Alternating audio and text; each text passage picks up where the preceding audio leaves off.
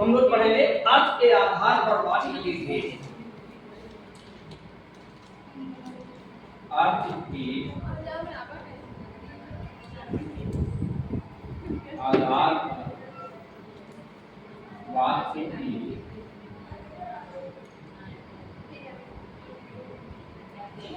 अर्थ के आधार पर वाक्य कितने भेद होते हैं? 8। वैसे वाक्य के कितने भेद होते हैं? 2। वाक्य के भी पूछे कि वाक्य कितने भेद हैं? 2। रचना के आधार पे और अर्थ के आधार पे। रचना के आधार पे 3 जो हम लोग पढ़ चुके हैं, अर्थ के आधार पर हम लोग पढ़ेंगे। तो सबसे पहला वाक्य है विधान वाचक। विधान वाचक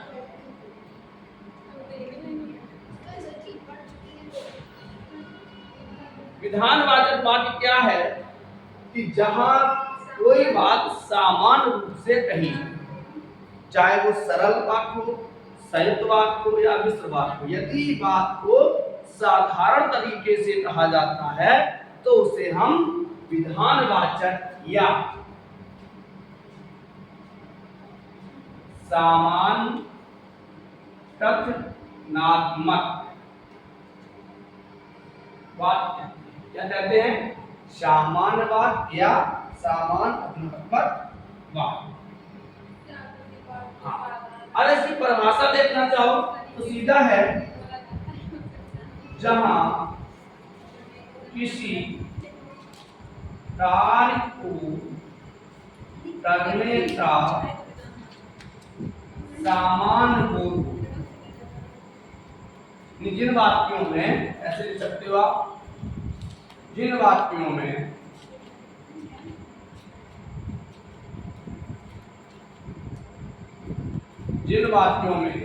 कार्य को करने का सामान्य बोध हो, जैसे वह पुस्तक पढ़ता है। वह पुस्तक पढ़ता है किस प्रकार का वाक्य है? तो सबसे पहले ये सरल वाक्य है। कैसा है? सरल वाक्य है। फिर आपसे पूछा जाएगा वह पुस्तक पढ़ता है, अर्थ के आधार पर कौन सा वाक्य होगा? तो सामान्य कथनात्मक वाक्य या विधानवाचक वाक्य अथवा विधिवाचक। तो समझ में आया? जहां किसी कार्य को करने का सामान्य बोध होता है उसे हम सामान्य कथनात्मक या विधानवाचक वाक्य कहते हैं। जैसे आंधी आई और पानी बरसा। आंधी आई और पानी बरसा सामान्य बात है, तो ये सबसे पहले कैसा होगा? संयुक्त वाक्य होगा। कैसा होगा? संयुक्त वाक्य होगा। फिर आपसे पूछा जाएगा कि एक चीज और ध्यान, जब भी अर्थ के आधार पर पूछा जाएगा तो वहां पे आपके सरल, संयुक्त और मिश्रित एक भी ऑप्शन नहीं होंगे। आंधी आई और पानी बरसा सबसे पहले ये कैसा वाक्य है? संयुक्त वाक्य है। लेकिन अर्थ के आधार पर कैसा हो गया? सामान्य कथनात्मक या विधान। चलो दूसरा देखो।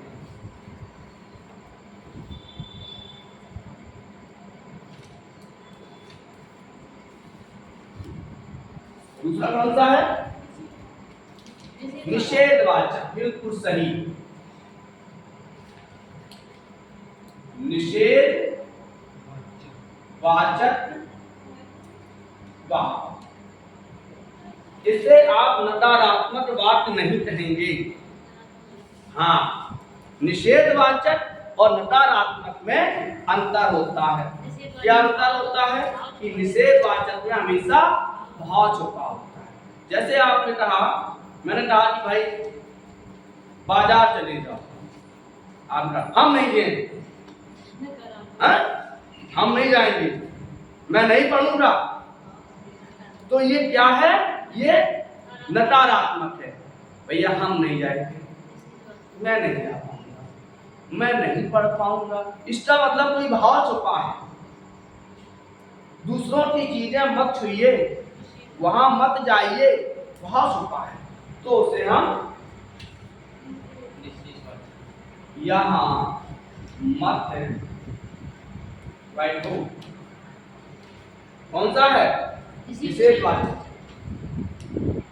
वह नहीं जा पाएगा, ऐसा है निषेध। मैं नहीं जाऊंगा, मैं नहीं जाऊंगा, कौन सा है? नकारात्मक। ये नकारात्मक। हालांकि अब तो दोनों एक बता दिए, दोनों एक बता दिए, लेकिन अंतर है। यदि आप बिल्कुल सही पढ़ोगे तो निषेधवाचक ये फिर नहीं आएगा, ये नकारात्मक है। लेकिन आज दोनों वाक्यों को, निषेधवाचक और नकारात्मक को, एक ही बात मान, जबकि ये नितांत गलत है। एक ही बात मान लेते हैं, निषेधवाचक ही तो ऑप्शन में दिया जाता है। हाँ, निषेधवाचक दिया या नकारात्मक दिया जाएगा, दोनों नहीं देंगे। ये तो निषेधवाचक होगा। फिर ये वाला जो वाक्य मैं नहीं जाऊंगा, ये नकारात्मक। नकारात्मक वाक्य में सीधा सीधा मुंह पे मना कर, जैसे एक चीज बताया, बहुत ध्यान समझना, दोनों में अंतर। हिंदी जैसे आपसे कहा कि खाना खा लीजिए, हम नहीं खाएंगे, ये क्या है? हम नहीं खाएंगे, मैं नहीं खा पाऊंगा, इसका मतलब कोई परेशानी है आपको, इसलिए नहीं खा रहे। जैसे किसी के यहाँ खाना आप खाने के लिए कोई आया, तो ऐसे समझिए आपकी किसी से लड़ाई चल रही है? और उसने अचानक आपको चाय का ऑफर दे दिया, उससे घर पहुंच गए।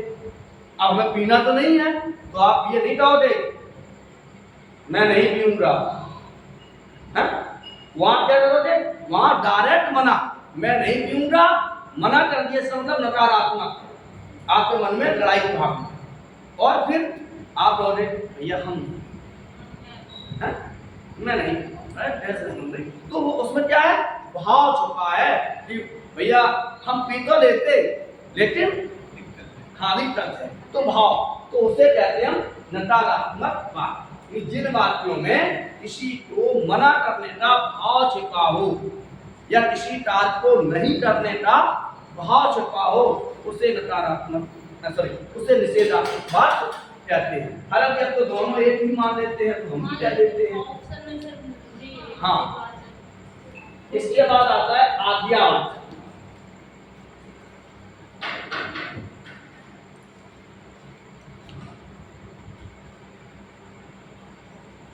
आज्ञा, जिन वाक्यों में किसी आज्ञा, अनुमति का बोध या आज्ञा का बोध, उसे कहेंगे हम आज्ञावाचक वाक्य। जैसे आप जाओ, आप जाओ, आप खड़े हो जाइए, ये आज्ञा है।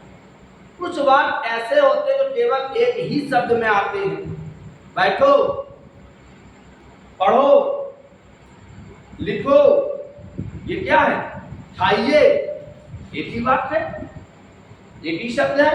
तो ऐसे वाक्यों को भी हम आज्ञावाचक वाक्य कहते हैं, जिन वाक्यों में किसी आज्ञा का बोध। मैं अंदर आ सकता हूं, ये क्या है? आज्ञा। नहीं आ सकते, आज हाल बना सकते, तब नहीं आया। हाँ, एक चीज ध्यान रखना, कभी कभी आज्ञावाचक में, अभी हमने बताया था, मत शब्द का प्रयोग भी होता है। हाँ, वहां मत जाओ, आज्ञा है, यहाँ मत बैठो। हाँ, अंतर है जब किसी में मत शब्द का प्रयोग सलाह के रूप में किया जाए, जैसे दूसरों की चीजें मत छुइए, निषेधवाचक है। अब जैसे एक बात में, यहाँ मत बैठिए, यहाँ मत बैठिए, ये क्या है? ये आज्ञा है, यहाँ मत बैठिए, नहीं, ये सलाह है, यहाँ मत बैठिए। मत बैठो, ये आज्ञा है, मत बैठो, ये आज्ञा है। तो जहां मत का प्रयोग और उसमें सलाह के रूप में दिया जाए, वहां तो निषेधवाचक हो सकता है। और जहां आज्ञा के रूप में दिया जाए वो मत जाइए सलाह है, मत जाओ ये आज्ञा है।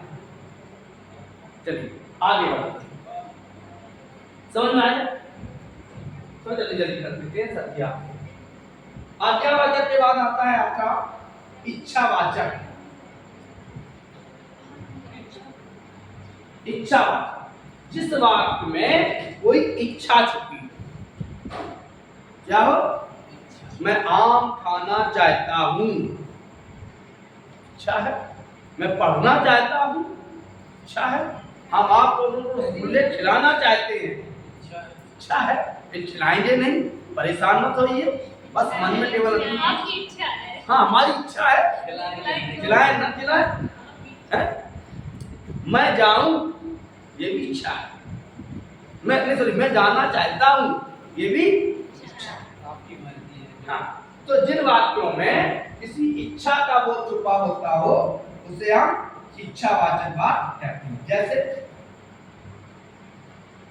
जब पहले बहू में पानी दाबती थी पैर छुड़ती थी, हाँ पैर आप तो बढ़िया छुआ था और ऐसे करते ऐसे लगा डोर नहीं है तो उसमें क्या लिखे? जब क्या होता है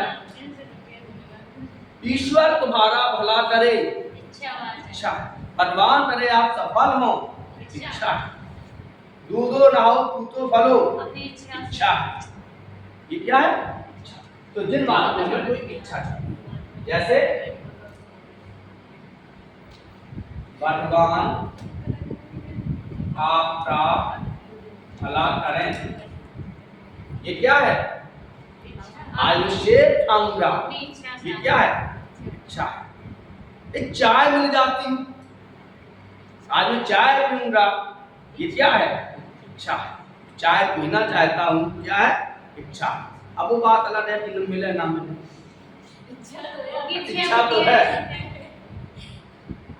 इच्छा के बाद कौन सा आता है? संकेत।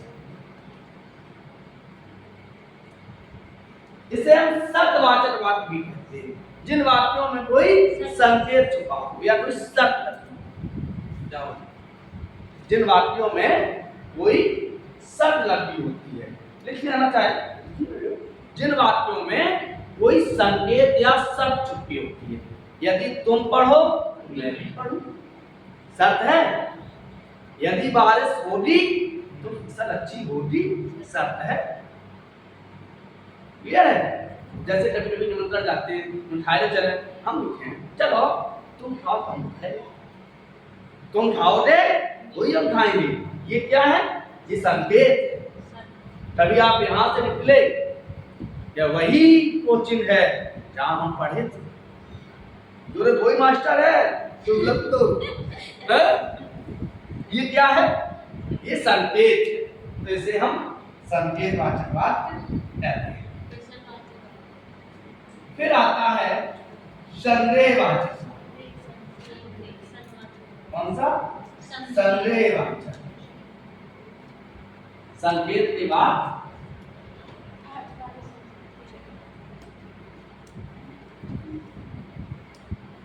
संदेह और सदेह में क्या अंतर है? देखो सदेह संदेह दोटे में, देखो हिंदी की विशेषता, यदि दोटे में बिंदी छूट गई तो जो क्या लिखते हो? सदेह, शरीर से है। हाँ देह से है, सदेह। सदेह तो विलोम का वही है, विदेह है, विदेह बिना शरीर के, बिना देह के। और संदेह, हाँ संदेह का मतलब डाउट, वह स्कूल पहुंच गया होगा, संदेह। वह पढ़ रहा होगा, संदेह। अभी अगर आपसे कोई मिले और पूछता है भाई साहब क्या कर रहे, तो आप जो पढ़ाए रहे वही है, संदेह है।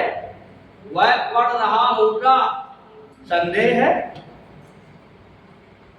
जैसे किसी का इतने टाइम भोजन करने का टाइम है, कोई रास्ता मिल जाता है, पापा कहाँ है, खाना खाते ही खा रहे हो ये है?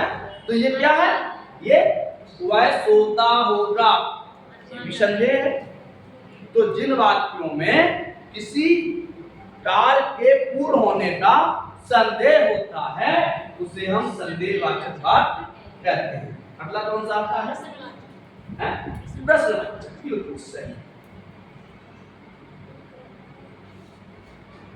प्रश्नवाचक वाक्य जिन वाक्यों में, लिखना चाहो तो लीजिए, जिन वाक्यों में किसी प्रश्न का बोध हो, जिन वाक्यों में किसी प्रश्न का बोध हो। मान के चलिए हम इनके यहाँ पहुंचे, जिन वाक्यों में हम किसी प्रश्न, जैसे मान लीजिए हम इनके यहाँ पहुंचे, दरवाजा वो है, काय काने आई, कहाँ है, हाँ, कौन, कहाँ, कब, कैसे। गाँव में यही होता है, अंदर से आवाज है, वो है, कहाँ है, काय काने आई। तो कौन, कहाँ, कब, क्या, कैसे, जहां बोल हो उसे हम प्रश्नवाचक कहते हैं। इसके बाद कौन सा आता है, जिन वाक्यों में कौन, कहाँ, कब, कैसे का बोध हो। एक लास्ट बचा आपका विस्मयवाचक, जिन वाक्यों में किसी आश्चर्य का बोध, किसी मनोविकार का, हाथ खुशी आदि के कारण, हे भगवान, हाय, अरे झूठा हो, अरे दैया। तो जिन वाक्यों में किसी विस्मय का बोध हो उसे हम विस्मयवाचक कहते हैं। जैसे हे भगवान मुझे बचा दो, छी छी, हाय दैया रे, ये राम, ये क्या हो गया, ये विस्मयवाचक है। तो आज हम लोगों ने पढ़े अर्थ के आधार पर वाक्य के भेद कितने होते हैं, 8। आशा करते हैं थोड़ा बहुत समझ में आया। आशा करते हैं वीडियो राधे राधे।